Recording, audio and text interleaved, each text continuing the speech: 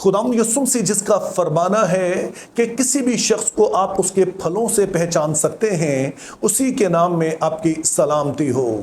Bible मुक़द्दस में हम देखते हैं कि खुदाम यसुम से जब ज़मीन पर रहे तो वो सबके साथ भलाई करते रहे, लेकिन हैरानकुन तौर पर जब वो पकड़वाए गए तो एक बड़ी भीड़ नारे लगा रही थी कि इसको सलीब दे। अब ये बात हमारे लिए हैरानगी की है, क्योंकि आमतौर पर हम सोचते हैं कि अगर हम कुछ अच्छा करेंगे तो इसका मतलब है कि दूसरे लोग भी हमारे साथ भलाई ही करेंगे।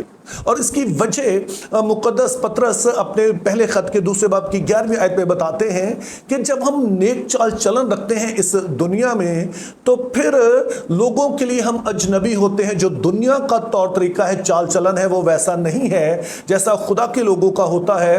तो इस तरह से वो उन्हें अजनबी समझते हैं। वो समझते हैं कि ये हमारे लिए ऐसे लोग हैं जो कि अजीब हैं, और फिर वो उन्हें सताते हैं। और उसकी जो ताज़ा तरीन मिसाल है वो हम चार्ली कर्क की ज़िंदगी से देखते हैं।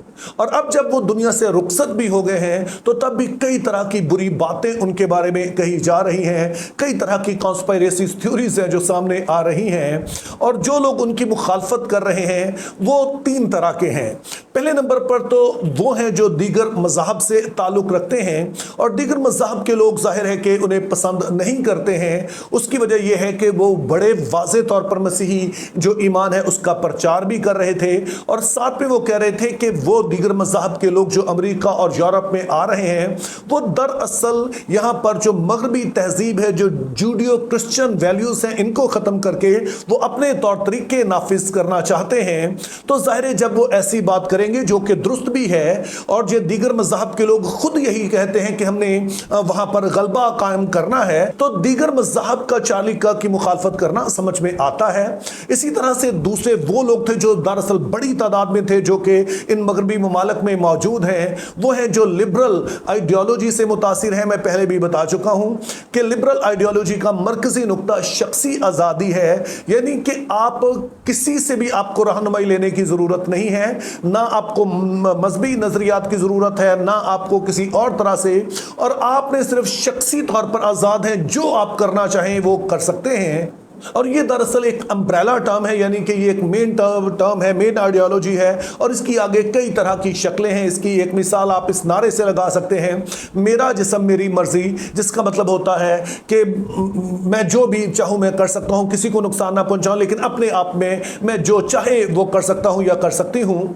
अब ज़ाहिर है यहाँ तक तो कोई प्रॉब्लम नहीं है, चूँकि खुदा ताला ने शुरू से ही इंसान को आज़ाद मर्जी दी, इसी सबब से वो इंसान है, वो अपने ज़हन को इस्तेमाल कर सकता है। लेकिन दूसरी तरफ खुदा ताला ये भी कहते हैं कि जी चूँकि मैंने कायनात को बनाया है, मुझे पता है ये कैसे फंक्शन करती है, तो अच्छा है आप मेरी रहनुमाई में चलें, लेकिन ये आपकी मजबूरी नहीं है, बल्कि खुशी से अपनी ही मर्जी से आप इन सारी बातों को मानकर इसके मुताबिक अपनी ज़िंदगी को खुदा की मर्जी के मुताबिक ढालें। लेकिन बहरहाल ये आप पर फोर्स नहीं है, ये आपकी मजबूरी नहीं है, आपने खुद से इसका चुनाव करना है। लेकिन अब प्रॉब्लम क्या आ रही है, किस आइडियोलॉजी के मानने वाले कहते हैं कि ये वाली आइडियोलॉजी ही सच्ची आइडियोलॉजी है, और इसी को सिर्फ हर जगह पे राइज होना चाहिए, जो उन्होंने की है स्कूल कॉलेजेस में। इसी तरह से वो जो उनके हुकूमती अदारे हैं, हर जगह पे वो चाहते हैं कि यही बस हर जगह राइज की जाए, तो बाकी आइडियोलॉजीज को बिल्कुल निकाल दिया जाए। मिसाल के तौर पर अगर कोई मजहबी नजरिया है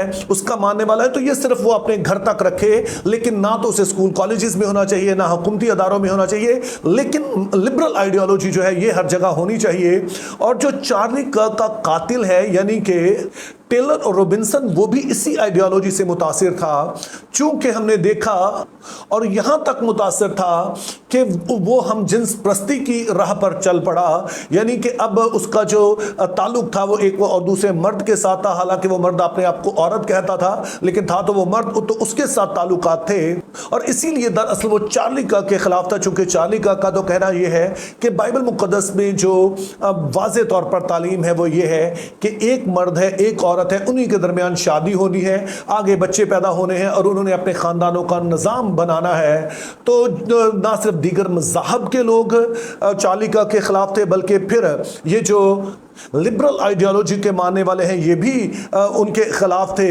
और अब जब वो वफात पा गए तो जो लिबरल्स हैं वो उनके खिलाफ बड़ा कुछ कह रहे हैं। और लिबरल्स के जो मेन हथियार हैं वो तीन हैं। एक तो एजुकेशन सिस्टम है, फिर हॉलीवुड है, और उसके बाद उनका मीडिया है। और आप जरा सुने कि पूरे का पूरा जो मीडिया है वो, हालांकि चार्ली का कत्ल हो गया, लेकिन वो कोशिश करें कि उसके कातिल को किसी सॉफ्ट उसका इमेज सामने पेश करें। और इसी तरह से हॉलीवुड के लोग हैं, अभी उसकी ताज़ा मिसाल हमें जिमी जो किमल हैं, एक कॉमेडियन है, उनके सारे कंट्रोवर्सी में नज़र आई कि वो कह रहा है कि दरअसल चार्ली का को जो कत्ल किया है जिस शख्स ने, वो सिर्फ एक बच्चा था और ये पॉसिबिलिटी है कि वो उन्हीं में से हो, यानी चार्ली का साथी ही हो जिसने कत्ल किया। हालांकि वाज़े तौर पर पता चलता है कि वो लिबरल आइडियोलॉजी का पैरोकार है। तो जैसे मैंने कहा कि दूसरे मज़हब और इसी तरह से ये दूसरी जो आइडियोलॉजीज हैं उनके मानने वालों का तो समझ में आता है कि वो चार्ली के खिलाफ है। लेकिन मुझे हैरानगी उस वक्त हुई जब एक बहन ने मुझे जो वीडियोज़ भेजी, एक पाकिस्तानी मसीही है उनकी, जिसमें उन्होंने जी भरकर चार्ली की मुखालफत की और उन्होंने ये साबित करने की कोशिश की कि चार्ली का पहले तो कत्ल ही नहीं हुआ है, और फिर उन्होंने कहा कि वो दरअसल फ्री मैसन के साथ था, और फिर इधर उधर की बहुत सारी बातें मिलाकर उन्होंने अपना केस ये बनाया कि चार्ली कर्क जो है वो कोई मसीही नहीं है, बल्कि वो दरअसल जो है वो शैतान का पुजारी है, ये उनका कहना था। अब जैसे मैंने कहा कि ये वीडियोस देखकर मुझे कदरे हैरानगी हुई, लेकिन मेरी ये हैरानगी उस वक्त तो दूर हो गई जब मैं इस चैनल पर गया और मैंने इस चैनल की डिस्क्रिप्शन पढ़ी। और ये डिस्क्रिप्शन अभी आपकी स्क्रीन पर आ रही है, जिसमें कुछ यूं लिखा है, this channel is about the story and explanation of Hollywood and Bollywood movies, magazines covers, music videos in Hindi Urdu. I watch the complete film, best summarized in simple words with the appropriate images. In a short space of time you will get a summary and a complete story of a particular film with basic religious knowledge. तो ये description है उस channel की जहां पर ये video upload की गई। तो जैसे कि आप देख सकते हैं कि इस भाई का अपना कहना है कि ये माहिर फिल्मियात है, ये बाइबल मुक़द्दस के माहिर नहीं हैं हमारे ये भाई, ये फिल्मों के माहिर हैं। और इससे आप अंदाज़ा लगा सकते हैं कि इनका जो वर्ल्ड व्यू क्या है। मिसाल के तौर पर मेरे चैनल का नाम है थिंक बिब्लिकली, और इसकी वजह यह है कि जो मैं वीडियोस आप तक पहुंचाता हूं, दुनिया में जो कुछ भी हो रहा है बाइबली नुक्ता नज़र से मैं आप तक पहुंचाता हूं। और एक वीडियो बनाने के लिए मुझे लगभग डेली जो है वो कोई 5 घंटे लगते हैं, क्योंकि पहले एक टॉपिक सेलेक्ट करना है, फिर उस टॉपिक को मैंने बाइबल मुक़द्दस की रोशनी में पढ़ना है, मुख्तलिफ कमेंट्रीज पढ़नी है, मुख्तलिफ जो बाइबल के उलमा है उन्हें पढ़ना है, और फिर वो बातें मैं आप तक पहुंचाता हूं। एडिट वगैरह होती हैं, और करते करते जैसे मैंने कहा कि ये कोई 4-5 घंटे का पूरा प्रोसेस बनता है। तो अब अगर हम अपने इस भाई की बात करें जो कि माहिर फिल्मियात हैं, तो जाहिर है एक फिल्म देखने में कोई 2.5-3 घंटे लगते होंगे, फिर उसको समराइज करने में टाइम लगता है। तो अब आप सोचिए कि अगर ये इतना सारा वक्त फिल्मों को देंगे तो वाज़े तौर पर फिर इनकी सोच फिल्मी होगी। तो फिर जब हमारी सोच फिल्मी हो जाए तो हम हर चीज़ को इसी तरह से देखते हैं, हर चीज़ को शक की निगाह से देखते हैं, हर चीज़ में कोई ना कोई ऐसा पहलू निकालते हैं जो सनसनीखेज हो। तो हमारे इस भाई का खुद मानना है कि ये मज़हब का, वो भी है ना क्रिश्चियनिटी का नहीं कहा, मज़हब का बुनियादी इल्म रखते हैं। तो जैसे मैंने कहा, पहले तो मुझे हैरानगी हुई कि कोई मसीही ऐसी बात कैसे कह सकता है, लेकिन फिर मुझे ये डिस्क्रिप्शन पढ़ के आइडिया हो गया कि ये कोई ऐसी संजीदा वो वीडियोस नहीं है कि जिन पर हम बहुत ज़्यादा गौर करें। तो अब 2 बातें हैं जो मैं आपसे कहना चाहता हूं। पहले नंबर पर तो कि आपने ज़हन में रखना है कि कोई भी शख्स अगर कोई वीडियो बना रहा है और अगर वो मसीह का नाम लेकर बना रहा है, तो ज़रूर पहले जाकर उस चैनल का जो डिस्क्रिप्शन है उसे चेक करें। उसमें 2 चीज़ें देखें कि इस शख्स का जो कि ये वीडियोस बना रहा है मकसद क्या है, और दूसरे नंबर पर इसकी अपनी स्पेशलिटी क्या है। कि अगर कोई शख्स कहे कि मैंने बाइबल मुक़द्दस पर वीडियोस बनानी है, बाइबल मुक़द्दस की तालीमात पर, तो फिर हमने ज़हन में रखना है कि उस शख्स का खुद तालीम याफ्ता होना ज़रूरी है। जैसे कि अक्सर ये तनकीद होती है कि बहुत सारे पास्टर साहबान जो है वो पढ़े लिखे नहीं हैं, और मैं इस बात के साथ किसी हद तक मुत्फिक भी हूँ कि अगर हम तालीम देने वाले हैं तो फिर हमारा बाइबल मुक़द्दस के मुताबिक पढ़ा लिखा होना ज़रूरी है। लेकिन दूसरी तरफ हम देख रहे हैं कि बहुत सारे ऐसे लोग जो कि इन खादमीन पर ही तनकीद करते हैं, खुद उनका बाइबल मुक़द्दस के बारे में कोई नॉलेज नहीं है, लेकिन इसके बावजूद वो बाइबल मुक़द्दस के माहिरीन बने हैं। तो ज़रूर देखिए कि जिसकी तालीम आप सुन रहे हैं उसकी अपनी बाइबल मुकद्दस के बारे में क्या तालीम है।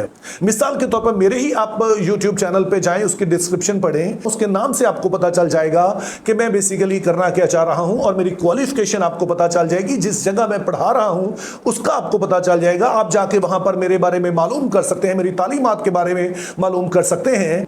तो इस तरह से मेरे अजीजों, जब सोशल मीडिया पर हर तरह की बातें मौजूद हैं तो आपने बड़ा मोहतात रहना है। यीशु मसीह के अल्फाज को आपने ज़हन में रखना है कि कबूतर की मानिंद भोले और सांपों की मानिंद होशियार।